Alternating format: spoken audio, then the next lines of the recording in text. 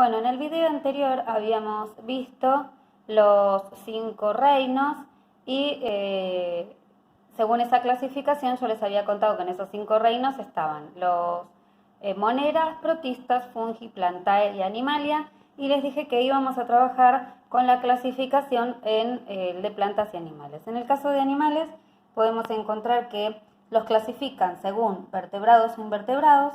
En el caso de los invertebrados son aquellos animales que no tienen un esqueleto rígido interno. Podemos nombrarlos como exoesqueleto, aquellos que tienen el esqueleto externo, digamos, no esqueleto, sino no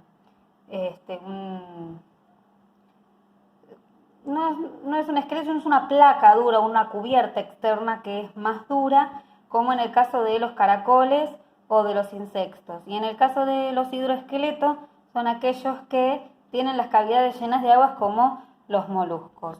Tenemos, por ejemplo, diferentes grupos o clasificaciones, a ver si se puede ver. Tenemos los invertebrados, algunos los clasifican como sin patas o con patas. Podemos tener las esponjas, los celenterios o pueden ser cnidarios, los gusanos, los equinodermos o las estrellas de mar y los moluscos. En el caso de con patas tenemos los crustáceos, los miriápodos, los arácnidos y los insectos. Dentro del grupo de los vertebrados tenemos que son animales con esqueleto interno que está formado por huesos, lo que le permite a ellos el sostén y el movimiento. Tienen, digamos, su columna vertebral está formada por huesos cortos, que se las llama vértebras, y es el eje central del esqueleto. En el caso de los vertebrados, algunos lo clasifican también como los animales con sangre fría y sangre caliente. Dentro de los vertebrados tenemos los peces, los anfibios, los reptiles, las aves y los mamíferos.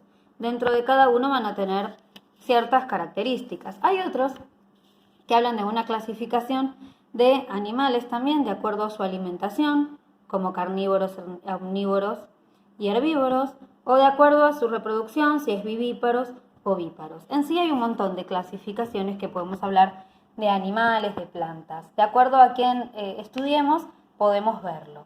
En el caso de las plantas podemos tener que según la forma que tienen de obtener el agua y los nutrientes, las podemos clasificar como no vasculares o como vasculares, y las vasculares con flor o sin flor.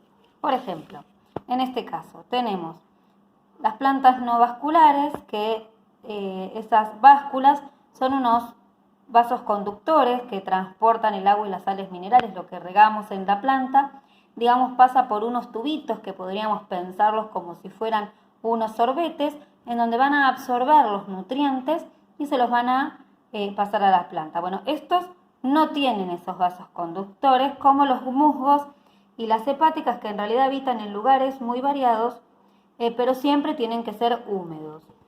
En el caso de las plantas vasculares, tienen estos tubitos para absorber. Y como les decía, se podían dividir en las plantas sin semillas o con semillas, o con flor o sin flor. ¿Esto qué quiere decir? Que las plantas que tienen semillas se las puede llamar como angioespermas o como ginoespermas. Y las que no tienen semillas pueden ser, por ejemplo, los helechos.